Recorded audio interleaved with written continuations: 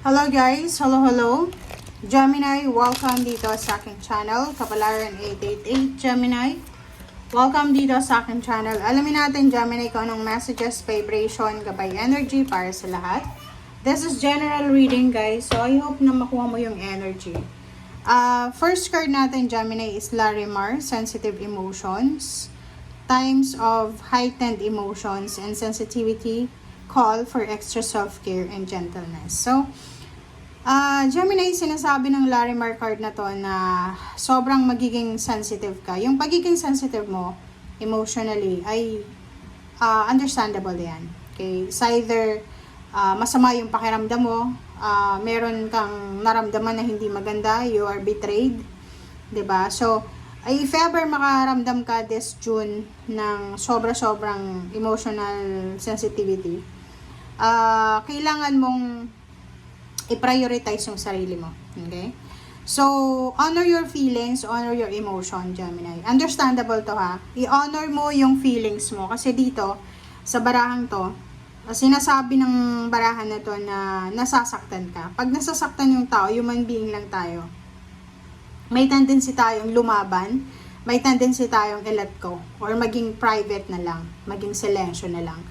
But sa'yo, it's either magiging silensyo ka, but ang problema dito, pag naging silensyo ka, or yung parang hahayaan mo lang yung pain and heartaches na nararamdaman mo, sasabog yun eh. Hindi mo masabi eh. Hindi mo nasasabi or hindi mo masasabi. So, kinakailangan mong maging, kumbaga, positive. Positive ka, like, okay, may taong nakasakit sa'yo emotionally, verbal. Pwede mo naman siyang i-confront by being nice, diba? Yung nice ka lang na i-confront siya. Relax ka lang, i-confront mo siya para mailabas mo yung nararamdaman mo. Or, if you are type ng person na ile-let go na lang, hahayaan na yung karma, nasa sa'yo yan. But, kung ano man itong emotional sensitivity na mararamdaman mo, i-honor mo yan na, kasi napaka-importante yan para sa'yo.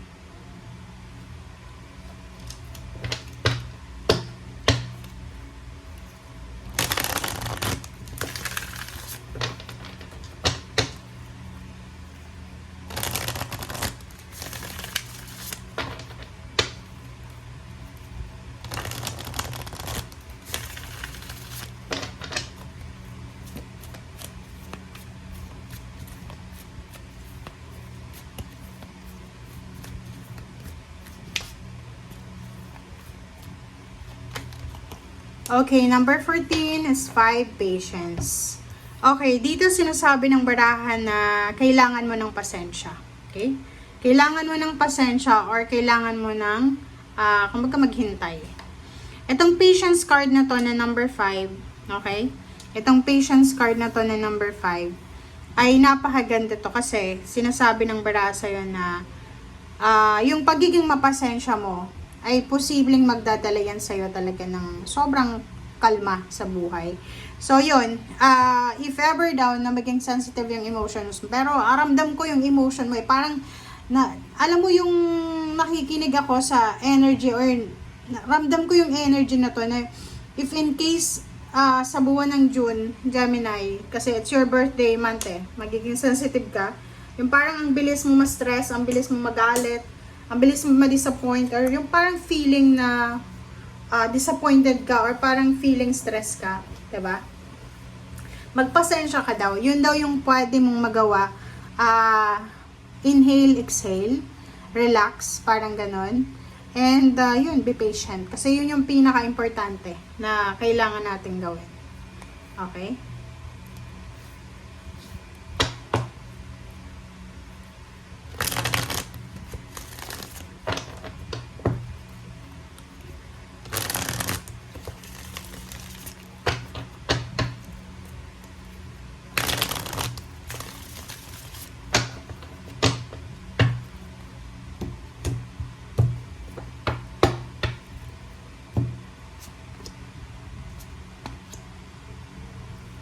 Okay, so, Ace of Pentacles and Six of Cups. Dito sinasabi ng baraha sa'yo na meron ditong babalik na pera sa'yo, Gemini. So, maybe may Gemini ditong babalik sa kanyang dating trabaho, dating negosyo, or dating source of income.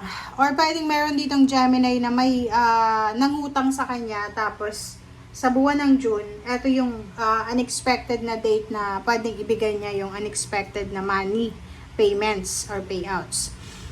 Yung iba din sa inyo dito, posibleng makatanggap ng job offer. Is either, ito yung job offer na matagal mo nang dinedecline, nare-reject mo, but ngayon, papasok ulit siya sa buhay mo.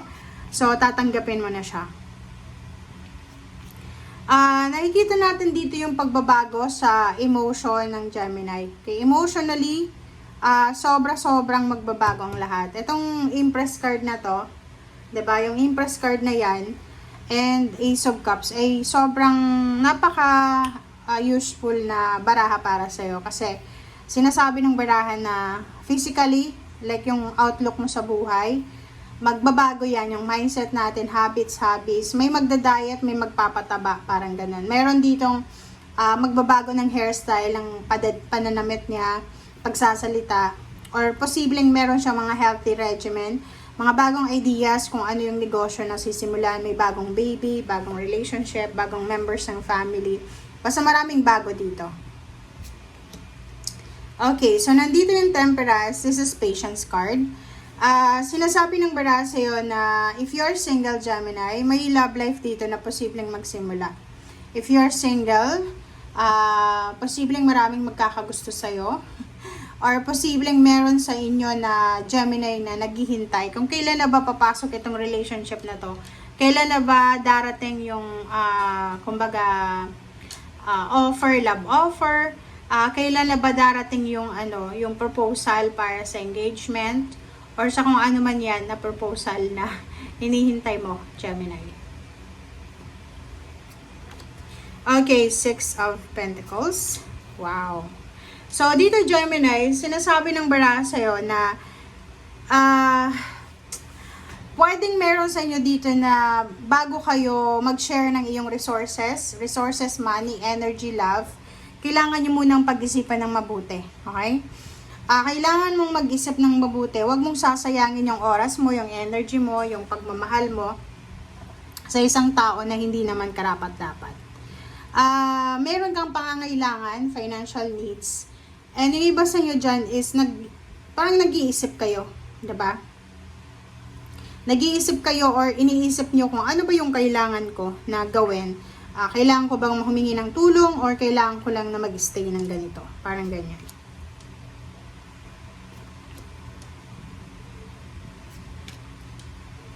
Okay, sa ilalim niya is number 5, it's Hierophant. So, dito sa Hierophant na to, sinasabi ng baraha dito na maybe partnership and collaboration. So, ihanda mo ang sarili mo kasi merong partnership and collaboration. Yun nga, pwede yung panliligaw, ligawan na to ay mauwi sa kasal. Pwedeng makatanggap ka ng, makatagpo ka ng isang tao na magiging mentor mo, alliance or allies, at lalo sa loob ng company or sa loob ng trabaho. Meron ditong pagkakataon sa inyo, Gemini, na mabalanse yung pera. So, ima-manage mo. This is financial management, wise financial management ang mangyayari. Merong 3 of Pentacles, merong negosyo na posibleng sisimulan. And yung iba naman sa inyo dito, meron kayong mahahawakan na limpak-limpak na salapi. Okay? Thank you guys for watching and see you again. Bye!